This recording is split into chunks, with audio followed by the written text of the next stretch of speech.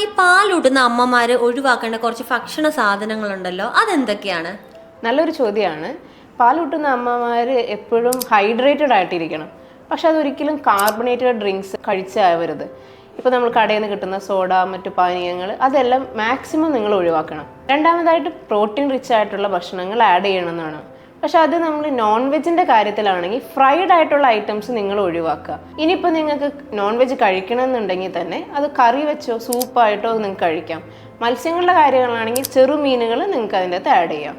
മൂന്നാമതായിട്ട് over spicy masala ഫുഡുകളൊക്കെ maximum ഒഴിവാക്കുക. നാലാമതായിട്ട് ഈ ആൽക്കഹോള്, സ്മോക്കിംഗ്, അങ്ങനെ എന്തെങ്കിലും അഡിക്ഷൻസ് നിങ്ങൾക്ക് ഉണ്ടെങ്കിൽ അതെല്ലാം പൂർണ്ണമായിട്ടും നിങ്ങൾ ഒഴിവാക്കണം. അഞ്ചാമതായി പച്ചക്കറികൾ എന്തായാലും നമ്മൾ കഴിക്കണം. അതിൽ തന്നെ ഉരുളക്കിഴങ്ങും കടലയൊക്കെ ഒഴിവാക്കുന്നതാണ് നല്ലത്. ഇതേ പച്ചക്കറികൾ നിങ്ങൾക്ക് സൂപ്പായിട്ട് കഴിക്കാം.